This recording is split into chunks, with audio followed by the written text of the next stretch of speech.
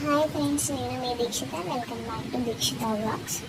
ఈరోజు నేను చూపించే ఈ టెంపుల్ అయితే గుజరాత్లోనే ఉంది. ఈ టెంపుల్ గుజరాత్లో ఉన్నప్పటికీ రాజస్థాన్ మీదుగా ప్రయాణం చేయాల్సి ఉంటుంది.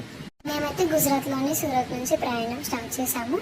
సూరత్లో మేము ఆఫ్టర్నూన్ ట్రైన్ అయితే బుక్ చేసుకున్నాము అబ్రోడ్ వరకు. అబ్రోడ్ అనేది రాజస్థాన్లో ఉంది.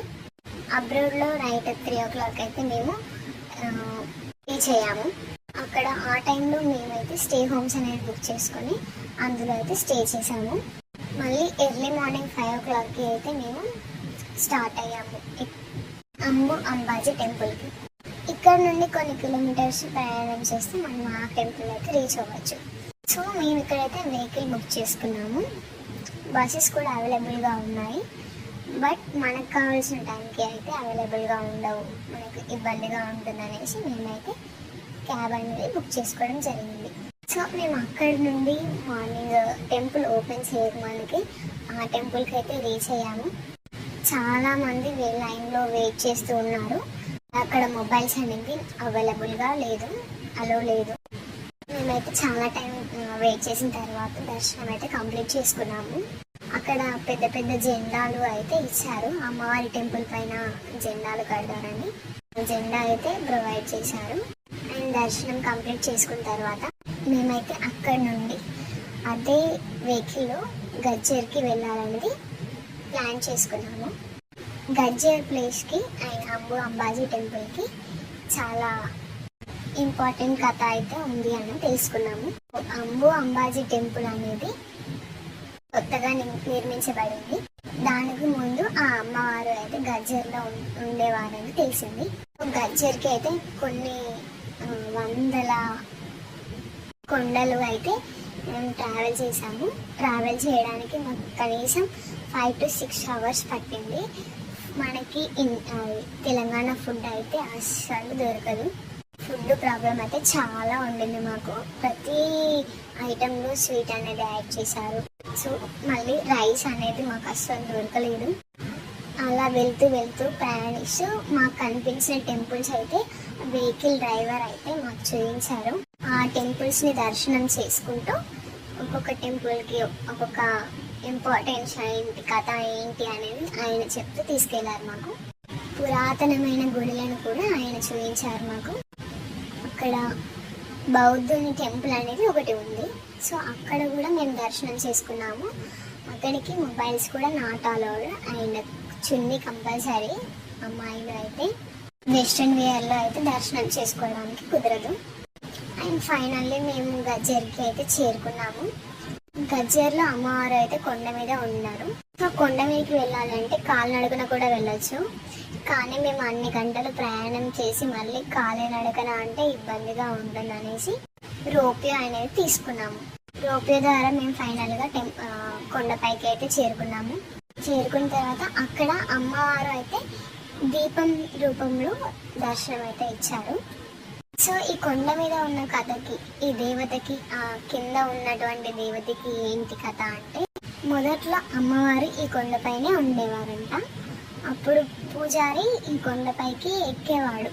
ప్రతిరోజు దీపం పెట్టడానికి, పూజ చేయడానికి ఈ అమ్మవారి దగ్గరికి అయితే వచ్చేవాడు. అలా కొన్ని సంవత్సరాలు వచ్చిన తర్వాత ఆ పూజారి వయసు మీద పడడంతో ఓపిక అనేది నశించిపోయిందని చెప్పాడంట. అమ్మవారిని వేడుకున్నాడంట, నాకు ఇలా పూజ చేయడం చాలా ఇబ్బందిగా అవుతుందనేసి. అప్పుడు ఆ అమ్మవారిని ప్రత్యక్షమై, నువ్వు వెనక్కి చూడకుండా వెళ్ళు, నేను నీ వెనకాలనే వస్తూ ఉంటా, నీకు ఎక్కడైతే వెనక్కి తిరిగి చూస్తావో అక్కడే నేను నిలుస్తాను అని చెప్పిందంట అమ్మవారు.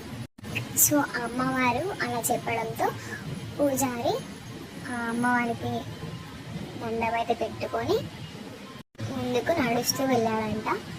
చాలా కొన్ని కిలోమీటర్స్ నడుస్తూ వెళ్ళిన తర్వాత అసలు ఈ అమ్మవారు వస్తున్నారా లేదా అనేసి ఒక ప్లేస్లో వెనక్కి తిరిగి చూడడంతో ఆ అమ్మవారు అక్కడే నిలిచారంట. సో అది అంబాజీ అని మొదట్లో మనం దర్శించుకున్న ఈ టెంపుల్.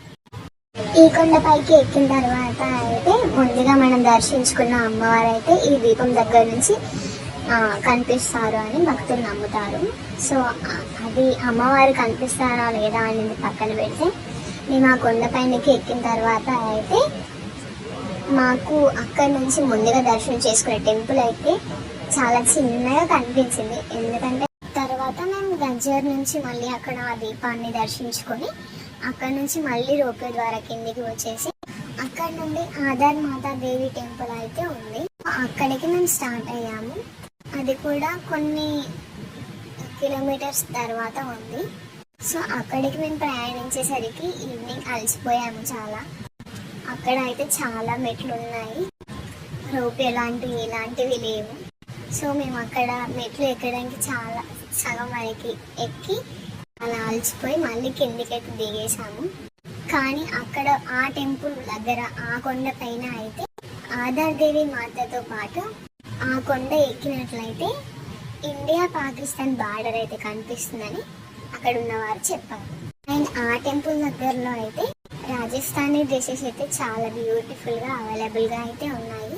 కానీ ఆ టైంలో మాకు అసలు రెడీ అవ్వడానికి, వాళ్ళు రెడీ చేయడానికి కూడా అసలు మాకైతే ఓపిక లేదు. 2 days వరకు మాకు రైస్ అనేది అసలు దొరకలేదు, ఓన్లీ వాటర్తో అయితే ఉన్నాము. అలా మేమైతే ఈ టెంపుల్ని దర్శించుకొని గజ్జర్ ప్రయాణం పూర్తి చేసుకొని మళ్ళీ రిటర్న్ సూరత్కి అయితే వచ్చేసాము. ఈ సూరత్లో మళ్ళీ మేము తెలంగాణకి అయితే రావాల్సి ఉంది. యాక్చువల్గా మేమైతే ఒక మ్యారేజ్కి వెళ్ళాము. ఆ మ్యారేజ్లో మాకు కొంతమంది ఈ టెంపుల్ ఇంపార్టెన్స్ అనేది చెప్పడం ద్వారా మేము ఆ టెంపుల్కి అనేది దర్శించుకోవడానికి వెళ్ళాల్సి వచ్చింది. ఓకే గాయస్, ఇలాంటి ఇంకొన్ని వీడియోస్ కోసం మన ఛానల్ని సబ్స్క్రైబ్ చేసుకోండి and do like and share.